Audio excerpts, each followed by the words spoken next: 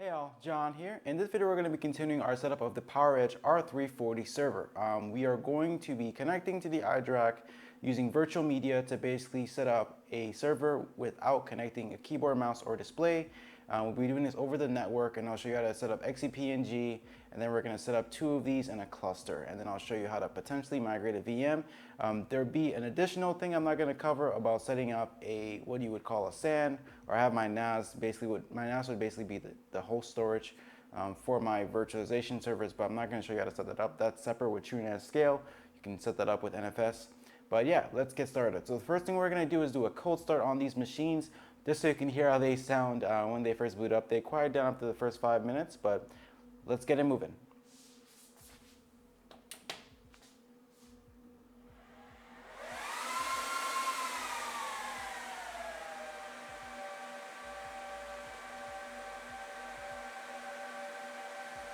Alrighty, time to move to the desktop. Alright, so you ran into a problem. So it looks like the PERC H330, it recognized the drives in the BIOS, but it was in RAID mode, so I switched it over to an HBA, and when I booted up the XCP-ng installer, it just did not see the drives. So I checked, they're an A8 CI, there shouldn't be any problems with that. And it's just not working. So I'm going to move on to the next server, and we'll see if we have the same problem. Hopefully not this software RAID and stuff, but I don't have the connector that would allow me to connect to the onboard SATA from this mini SAS connector that's on this board. So we'll see how the second one goes, and if that works, then I'll just add that to the existing single unit I have. And then they have similar to CPU architecture, so they should be able to migrate just over. Just fine. Alright, let's get started. So, we are going to close this out and get into this one.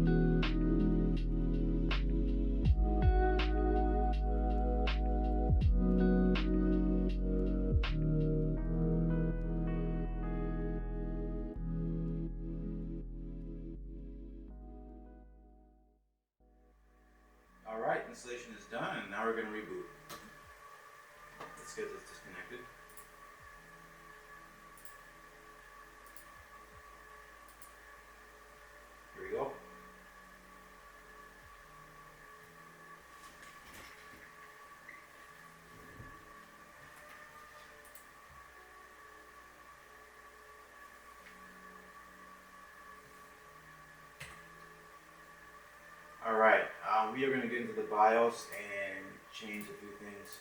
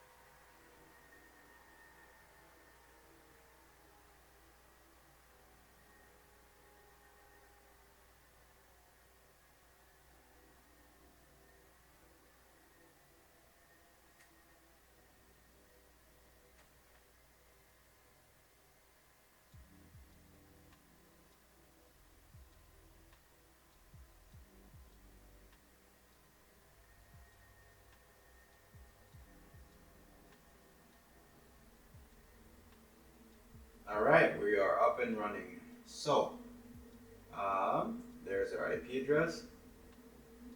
First thing I'm going to say we do is join the pool that's already existing. So we are going to go down, check all our settings first, make sure everything is set up.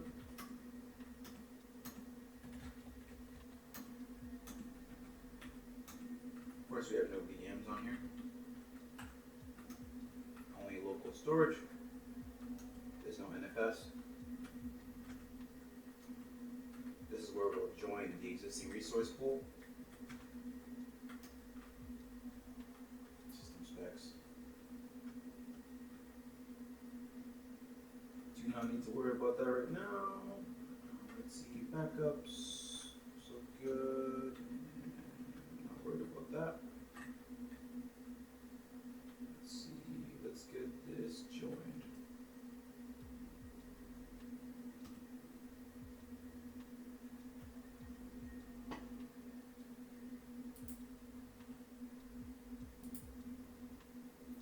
I'm going to see if I can join by IP address since I do not have the host name.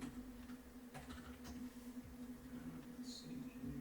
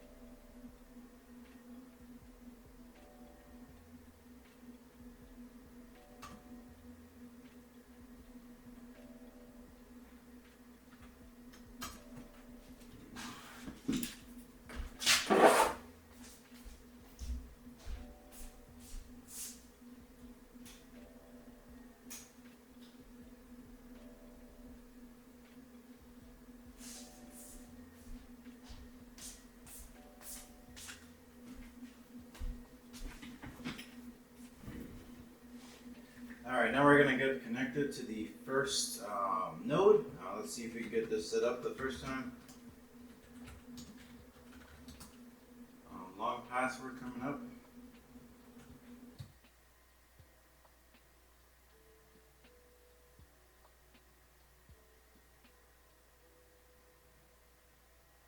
Alright, we're connected. My password kept failing because I was on the wrong keyboard. Now that I'm on a Dell keyboard, it seems to be working. So either I was pressing the wrong keys back to back or something was going on. But we are now joined with the other pool master. So, alright, I'm not going to set this up as the new master, so this is just two hosts. Let's get connected through the dashboard. So now there's two main ways to manage this. So you can use, I think it's XCP-ng Center, which is deprecated. It's on Windows. It works really well if you don't have the web UI. And then there is the new system that I'm going to be using. That is where you're supposed to be using it. It's called XOA. That's where. So there's two main ways to manage this system. You can use XCP-ng Center. It hasn't been updated since 2020. But it still exists if you don't have the web UI. I think the Citrix applications that proprietary also work with this as well.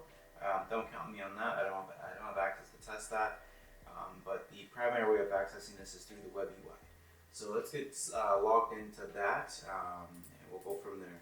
So that will be, I have that IP address set up here. Zen Orchestra.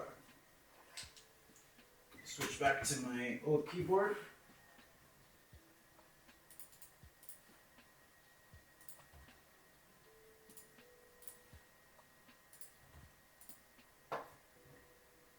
And we are in. So let's see if we can find what's going on here. 2 hosts. Nice. All right. So that is the 340, the R340. Yep, right there. You can see all the ports. There's 4 CPU cores. Of course, that's running. Storage. You can see the ADATA SSD. It's just 128 gigs. And there's updates that need to be running. So since I am on the free version, not the enterprise version, there's some things that are locked out. There's a way to get all the features for free if you self-compile the software. I have not done that. I will run through that right now just so you see an idea of what features are included, the different pricing plans. Let's see. But yeah, it's basically about the support, the patching, backup, stuff like that. That's really what you're paying for. And yeah, so I'm just gonna go back to where I was at before. All right. Let's see if I can move one of my VMs over to the R340. I could try doing my DNS server, actually, but I think I'm better off starting with Home Assistant. So let's see if we can get this migrated. You want to go into that one. Yep. It can sit on the local storage. This is basically the internal solid state drive on the R340. So it looks like I will not need the NFS server for this, but again, there's no failover with this. It's just moving the VM from one server to another. There is no redundancy here. So just so you have that, we're going to keep that same network. Yep, all looks good. There's just one VM we're moving, and we're going to click OK. And we're sending it now. Now, I'm going to open up terminal, and let's see if I can just keep pinging that address.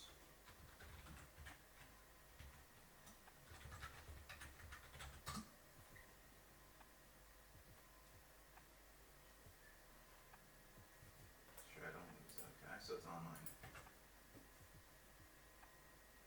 And we'll see when the connection drops.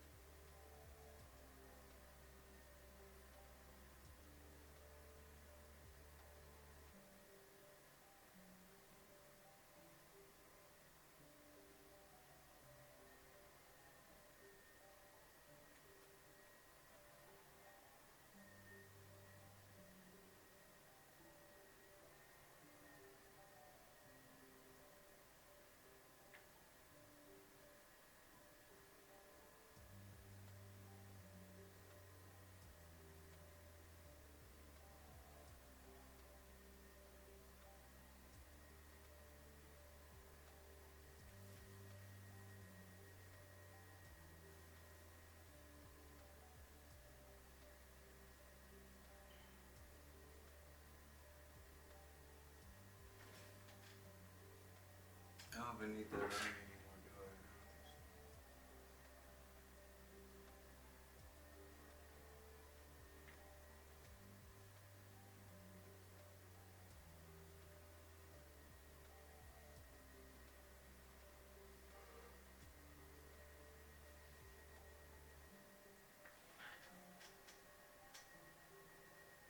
I've been recording for 40 something minutes. It's crazy. 4K.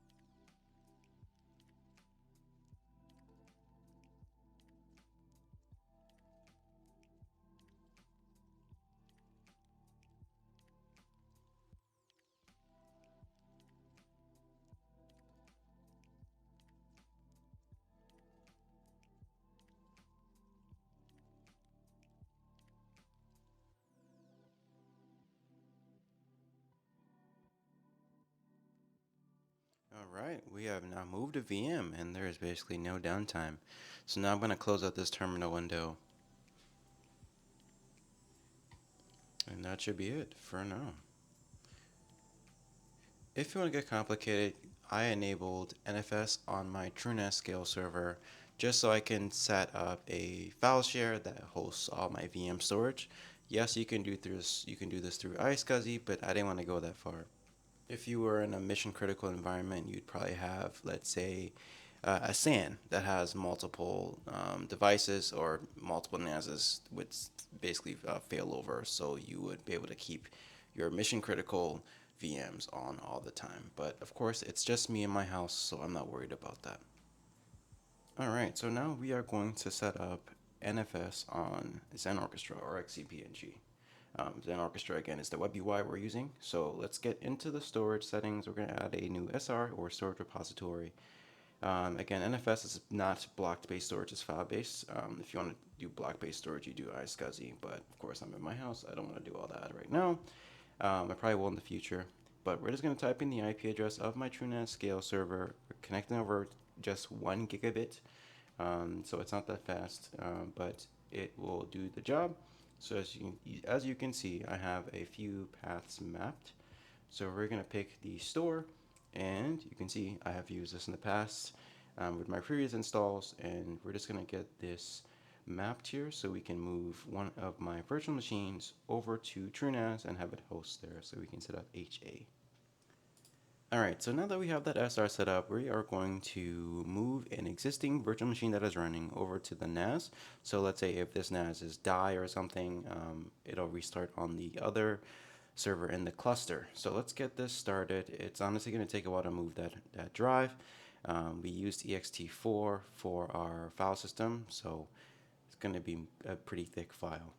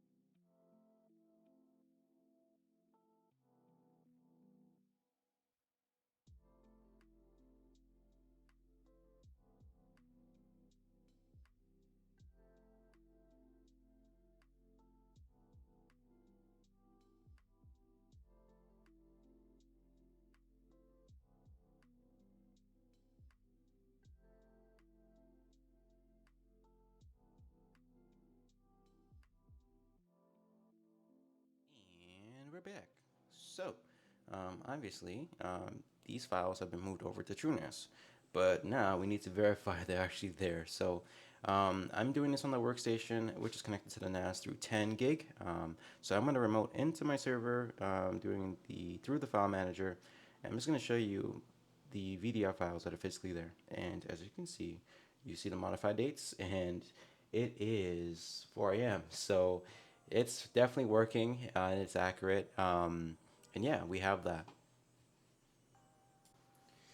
Alright, so now that we have the virtual machine hosted on the NAS, we're going to see if we can get these VMs to move in between the two servers in the cluster. So let's get the migration started. I don't remember what VMware calls this, but let's get that started here. So that's starting to run, and now we just have to wait. It's basically just snapshotting it and moving RAM over, so it shouldn't be that long compared to the first migration I did, where it was moving the entire thick provision drive over, just 1 gig. Remember, these are only connected through 1 gig, so they're definitely gonna have some speed limitations, but at least it's moving, right? And it looks like it's done. We have successfully moved a VM from one part of the cluster to the other. Alright, so before I forget, I'm going to show you how to enable HA. So first thing you're going to do is go into your Advanced Properties tab, and you're going to enable HA. So there's two options, Best Effort and Restart. If a server in the cluster goes down, it'll restart on the next available NAS. Restart is the only one I recommend. Best Effort, I think they're going to deprecate that soon. But just go with that. If you're to, let's say, put one of your servers in maintenance mode, it would just move the active VM to the next available server in the cluster, and you would maybe lose 3 packets. Don't quote me on that. It's probably much different for a bigger environment. My environment is very small. But yeah, thanks again for watching. If you watched all the way through, I honestly applaud you. This video was very time consuming, frustrating, but I got through it. I hope someone appreciates the video and learns from it. Again, these videos are put out here just so I can learn and so other people can learn. They're not hardcore enterprise content. So yeah. All right. Thanks again for watching, and stay tuned for the next video.